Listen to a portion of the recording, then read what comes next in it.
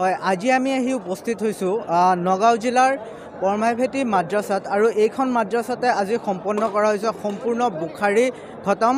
বিশ্ব শান্তিৰ বাবে যি সাম্প্ৰতিক পৰিস্থিতি অসম তথা ভাৰতবৰ্ষত চলি আছে, সেই সাম্প্ৰতিক পৰিস্থিতিৰ পৰা হাত সাৰিবলৈ তথা বিশ্ব শান্তিৰ বাবে আজি এইখন সুবিশাল অসমৰ ভিতৰত এক পুৰণিতম আৰু সৰ্ববৃহত্তম মাদ্ৰাছা বুলি ক'লেও ভুল নহ'ব। এই মাদ্ৰাছাতে আজি সম্পন্ন কৰা হৈছে সম্পূৰ্ণ বুখাৰী খতম আৰু আলিম ওলামাসকলে মিলি সমগ্ৰ অসমবাসী তথা বিশ্ববাসীৰ বাবে বিশ্ব শান্তিৰ বাবে দুৱা প্ৰাৰ্থনা কৰিছে। ইয়াত আহি উপস্থিত হৈছে বাঘসেনাৰ এজন যুৱক তথা বৰ্তমান অসমৰ এজন চিনাকি মুখ ইউনুছ তামুলী। আচলতে খুব ভাল এটা পবিত্ৰ মুহূৰ্তত মই নিজকে আজি ইয়াত উপস্থিত থাকি মই ভাগ্যৱান বুলি ভাবিছোঁ। আচলতে ভবা নাছিলোঁ যে এনেকুৱা এটা পৰিৱেশত বা বুখাৰী শ্বৰীফৰ খতমৰ লেখীয়া এক অনুষ্ঠানত মই আহি ইয়াত উপস্থিত হ'ম। সেইটো এটা সৃষ্টিকৰ্তাৰ কৃপা বুলি ক'ম। এনেকুৱা এটা ইমান ধুনীয়া মুহূৰ্তত ইয়াত আনি উপস্থিত হ'লোহি আৰু দেখিছোঁ যথেষ্ট ইয়াতে মানুহৰ সমাগম হৈছে।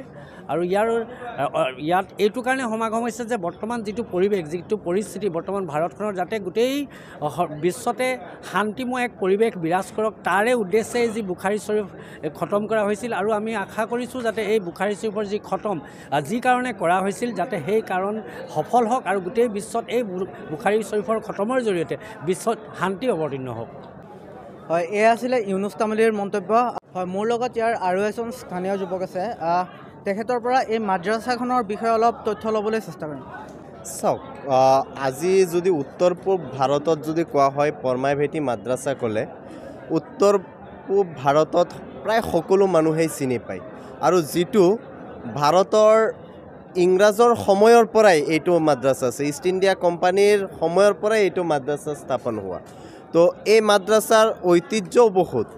তো এই মাদ্ৰাছাৰ লগত যদি এতিয়া আমি ক'ব যাওঁ যে খাইৰুল ইছলাম মুফতি চাহাব উত্তৰ পূব ভাৰতে আমিৰে ইমাৰতে শৰীয়তৰ তেওঁ সভাপতি আছিলে।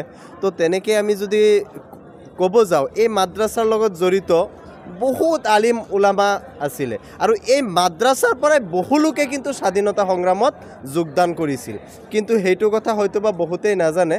তো এই মাদ্ৰাছাৰ পৰাই ইংৰাজৰ অপশাসন পতনৰ কাৰণে দোৱা অনুষ্ঠান হৈছিল। তো আজিও তেনেকৈ বিশ্ব শান্তিৰ কাৰণে আজিও দোৱা এটা বুখাৰী খতম হৈছে, দোৱা অনুষ্ঠান হৈছে।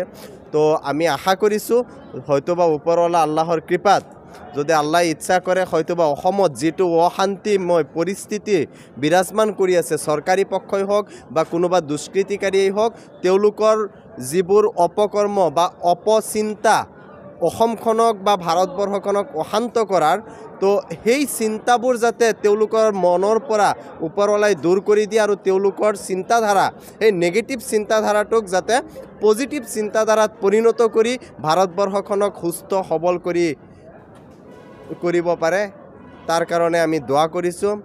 ওপৰৱালাই আমাৰ দোৱা কবুল কৰক আৰু এই মাদ্ৰাছাৰ ভৱিষ্যত এই মাদ্ৰাছাৰ ওপৰত যাতে কোনো কুচক্ৰান্তৰ যাতে চকু নজৰ নপৰে, তাৰ কাৰণেও আমি দোৱা কৰোঁ, আমি সজাগ থাকিব লাগিব।